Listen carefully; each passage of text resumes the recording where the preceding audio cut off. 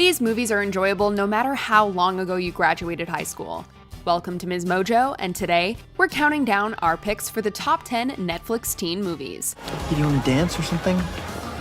No, you could dance with your fella. But save one for me later? For this list, we'll be looking at the best Netflix original movies focusing on teenagers. Look, it is hustle, baby. Pure hustle. Oh, God, please don't ever say that again. It sounded a little bit better coming out of Reese's mouth. Number 10, The Kissing Booth. But Lee and I developed a list of friendship rules. Lee was responsible for rule number 9, which specifically states relatives of your best friend are totally off limits. This movie may have as many detractors as it has fans, but if you're looking for a very lighthearted pick that isn't too challenging, this might be a great choice for you. I told you before, stop messing around. I'll leave when I want to. You're not the boss to me, Noah.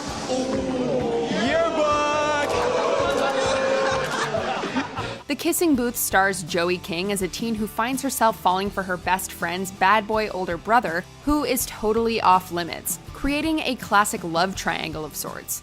This isn't so bad. Not so bad at all. The couple end up hooking up at a fundraiser kissing booth, and the drama ramps up from there. But you're not afraid to call me out on things. Here I was thinking I was just your brother's annoying best friend. It's fun and frothy and features plenty of memorable moments, just don't listen too much to what the critics have to say about it. Number 9, Tall Girl. Would you maybe wanna...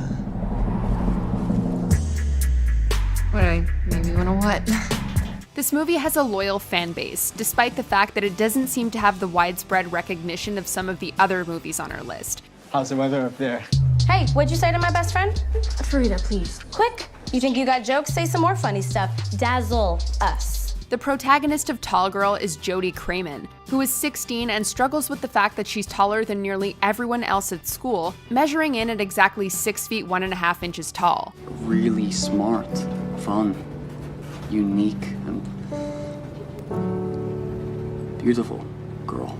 Throughout the story, she deals with the insecurities that this fact has always brought her and works to figure out her dating life, which is difficult because she doesn't want to be taller than a boyfriend. I'm just making some mental revisions to my perfect boyfriend checklist. Well, did I make it over 50%? Way over. Number 8, The Perfect Date. This is the first, but certainly not the last time that a Noah Centineo movie appears on our list. I'll take your cousin to the dance. Oh yeah, sandwich boy? Yeah, you gonna be wearing those plastic gloves too? Because my aunt would love that. He has become the quintessential Netflix hottie, and for good reason. I could provide a testimonial for your website. Celia Lieberman says, Brooks Radigan stepped on my ankle.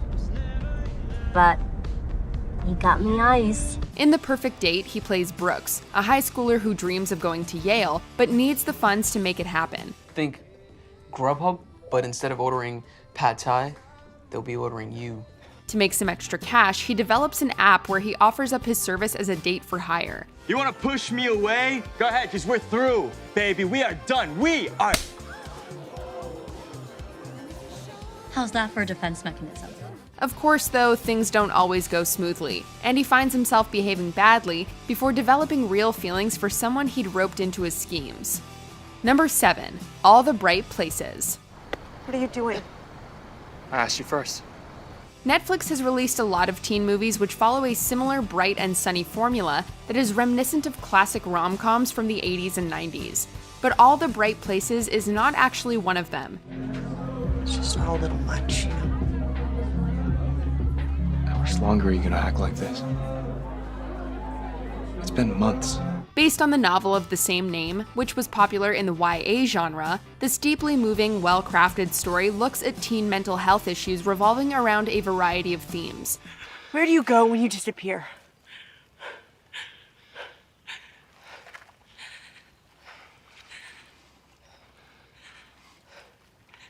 Tell me something real about you. There is a love story at the center of it, between troubled teens Violet and Finch, and the plot takes some powerfully unexpected twists along the way.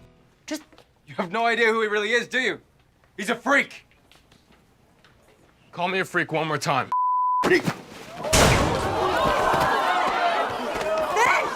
Number 6, Candy jar. No! Well, you should, because Research Connection is the gold standard. You can't even do a date-specific search on that site. And it's $100 more. It's $50 more. Yeah, easy for you to say. Despite receiving largely positive reviews and plenty of praise from critics, this movie still seemed to fly under the radar after being released in 2018. We wouldn't qualify. Yes, we would. No, you have extremely bad habits. You disrespect your opponents. You disrespect your judges. You have bad breath. Candy Jar has a classic rom-com premise, where two sworn enemies from different socio-economic worlds find themselves having strong feelings for one another, in ways that they did not expect. I was too busy with homework, test, and debate. Yeah, that's high school. Okay, if it is, how come you don't have tons of friends? Lana initially hates her debate teammate Bennett because the two are competing to be captain, in order to get the credit they need to get into Ivy League schools. You should take these. I'll take.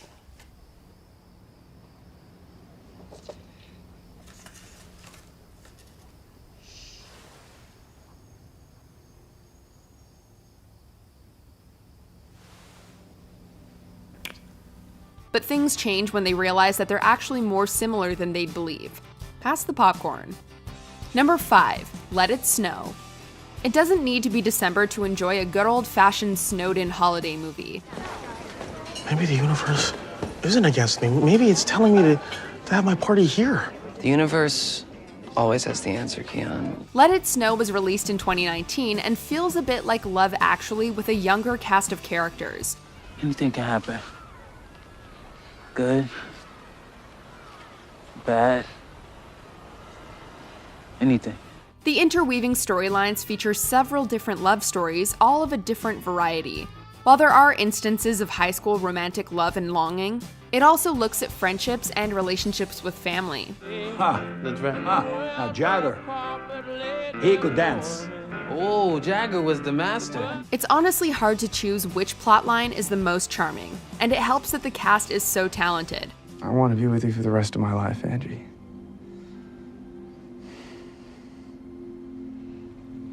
Wow.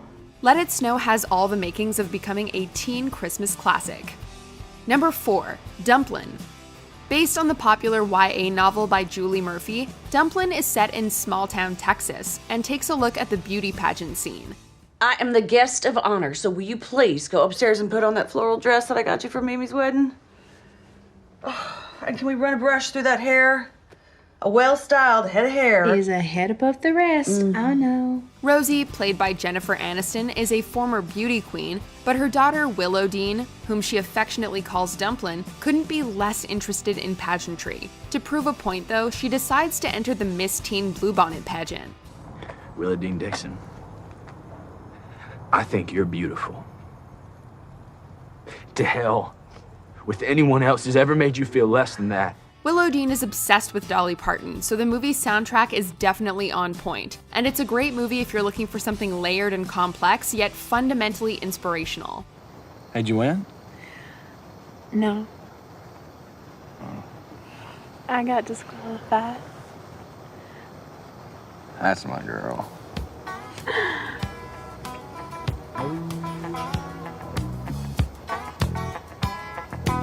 Number 3, The Half of It. Both written and directed by Alice Wu, The Half of It takes a familiar premise and then turns it on its head. I just need a few words, good ones. I'm not writing to Aster to some girl. It'd be wrong. A letter is personal. It's supposed to be authentic. That'd be awesome. High school jock Paul is in love with Aster, but he's not exactly eloquent, so he hires top student Ellie to write her love letters on his behalf. No, what you said, that's what you say when you love someone. No, I was just talking. I would never, ever No, it is. And you don't even care. I mean, I love her, and I can't even... The problem is, though, that Ellie has complicated feelings for Aster in her own right. And your laughter, it's like an ocean of thoughts, like 5 oceans of thoughts, like 5 voice... No, I like you. We won't tell you how this one unfolds, but it's a fresh story that feels perfect for the modern times, and is another film that deals with big themes with respect and humor. How does that happen? What? The kiss. I kissed her. How do you know she wants to be kissed? Number 2, Alex Strangelove. Can't we just get past this whole horny teenage boy archetype? Quite frankly, the idea that it's gay to think of sex as something that's meaningful and special is offensive. That's like the gayest sentence anyone's ever said, dude. Another modern teen rom-com that deals with sexuality is Alex Strangelove, which has become something of a cult favorite in the years since it was released. I'm a sexy like a gorilla with sex's fuzzy, furry gorilla life mate. No, you should workshop that. Yeah, it's not as good. The plotline initially seems to follow some standard teen movie tropes when two best friends, Alex and Claire, make the decision to lose their virginities to each other. I want to have sex with you. You could have fooled me. Okay, fine. I'm gay. I'm a big gay homo because I'm smart and I'm a little neurotic. After Alex meets Elliot, however, who is out and proud, he starts to be unsure whether or not he should proceed with the original plan. Right, but how did you like know you were gay and not bi or something like that? How do you know you're straight? The story follows Alex as he discovers who he really is and includes many bumps along the way. Before we continue, be sure to subscribe to our channel and ring the bell to get notified about our latest videos. You have the option to be notified for occasional videos or all of them. If you're on your phone, make sure you go into your settings and switch on notifications. Number 1. To All the Boys I've Loved Before. Of course, our number 1 spot had to go to this all-time charmer. Here's the thing. I don't actually like you. I just had to make it look like I liked you so somebody else wouldn't think that I liked them. Oh, okay. Okay, who? What? To All the Boys I've Loved Before gives us pretty much everything we could want from a high school flick, and brings us back to a simpler time when it seemed like all great movies were like this. All right, you need to make this your new background. So what's your new background? Girl, come on. You know I already got it. Lara Jean writes love letters to her crushes that she never intends to send, but one day they somehow make their way to the boys in question. I just know that homeboy likes you. I mean, I can tell by the way he looks at you. Okay, how does he look at me? Not like your sexy little Rubik's Cube. He can't really figure you out, but, you know, he's having a lot of fun trying. In order to hide her true crush, Lara Jean ends up convincing one of her old crushies, Peter Kavinsky, to pretend to be her boyfriend. Hi. There's no one like you, Cubby.